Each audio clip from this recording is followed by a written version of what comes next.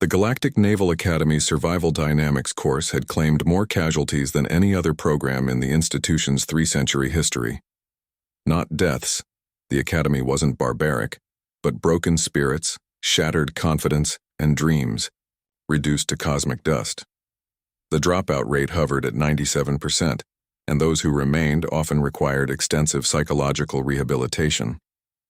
Commander Zixthala watched the latest batch of cadets file into the briefing chamber, her 4 eyes scanning each face with the practiced assessment of someone who'd seen thousands fail.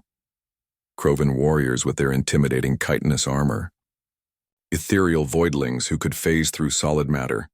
Crystalline shardborn whose diamond-hard carapaces could withstand plasma fire. All the galaxy's finest, most capable species were represented. And then there was the human. Marcus Chen looked unremarkable compared to his alien classmates. No natural armor, no supernatural abilities, no enhanced physiology. Just a lean frame, dark hair, and an expression that seemed almost amused. Zixthala's mandibles clicked in disapproval. Humans were notorious for their overconfidence, a trait that survival dynamics crushed within the first week. "Welcome to hell," she announced, her translator converting her guttural Krovan speech into standard galactic. "Over the next 12 weeks, you will be subjected to scenarios designed to break your will, shatter your preconceptions, and forge you into naval officers capable of surviving anything the universe throws at you. The simulations are based on real disasters, real failures, real deaths. Most of you will not complete this course." The briefing continued with the usual warnings about psychological stress, physical demands, and the importance of knowing one's limits. Zixthala had given this speech countless times, watching as bravado gradually drained from confident faces. But the human, Chen, seemed to be taking notes with genuine enthusiasm. The first simulation began immediately. A catastrophic hull, breach on a dreadnought, with cadets trapped in a flooding compartment. The shardborn cadet, Kretal, panicked as the simulated water began corroding her crystalline structure. The voidling, Whisper of Stars, couldn't phase through the realistic holographic barriers. One by one, they succumbed to terror or made critical errors. Chen, meanwhile, was methodically testing every surface, every panel, every possible escape route.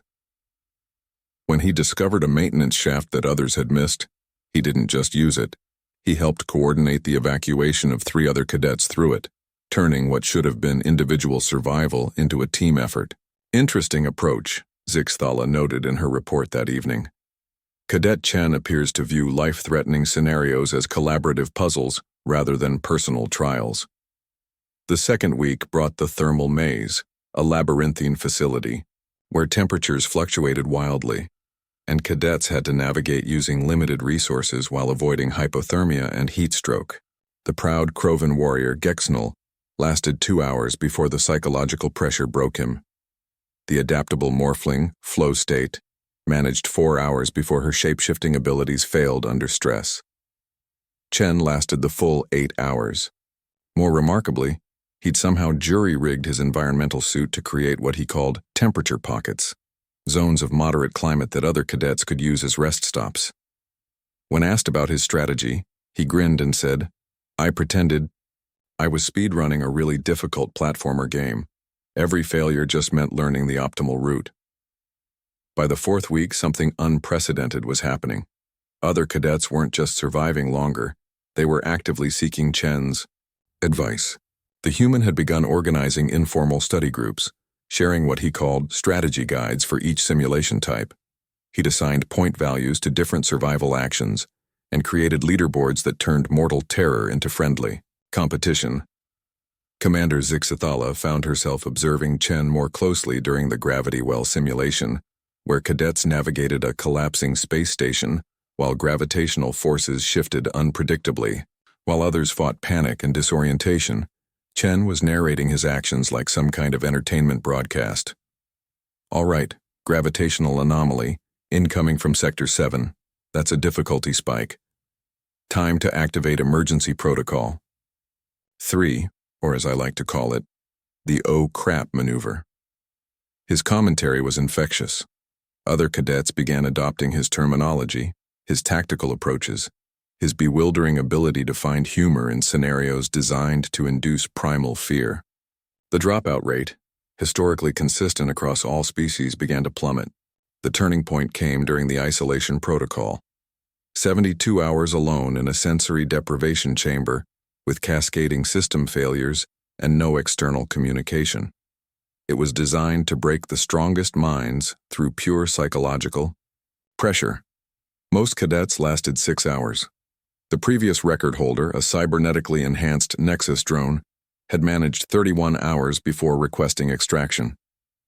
Chen not only completed the full 72 hours, but emerged energetic and coherent. When Zixathala reviewed the logs, she discovered he'd spent the time developing what he called a mental mini-game system, creating imaginary challenges and rewards to maintain focus and morale. "I treated it like a hardcore meditation app," he explained cheerfully. "You know, the kind where you unlock achievement badges for not going insane. I invented this whole point system for maintaining life support efficiency. Made it to level 47. The final examination was the Academy's crown jewel of psychological warfare. The no-win scenario. Cadets commanded a severely damaged vessel with dying crew members, impossible choices and no correct solutions. It wasn't about winning. It was about leadership under absolute pressure, making decisions when all options led to loss. Every previous class had approached it as a grim test of character. Chen approached it as the ultimate boss fight.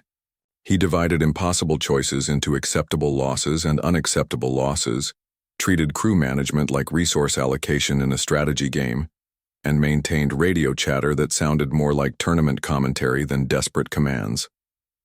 When his ship inevitably fell to overwhelming odds, he was still calling out tactical observations and offering encouragement to his team. Commander Zixathala stared at her final report for a long time before filing it. Chen hadn't just passed survival dynamics. He'd fundamentally changed it. His approach had spread to the other cadets, creating the first class in Academy history, with a 93% completion rate. The human hadn't conquered the course through superior genetics or advanced technology. He'd done something far more remarkable. He'd refused to let it define the terms of engagement. Where others saw impossible tests of survival, he saw elaborate games waiting to be mastered. Perhaps, Zixathala reflected, that's what made humans truly dangerous. They didn't just adapt to hostile environments. They turned those environments into playgrounds the galaxy would never be quite the same.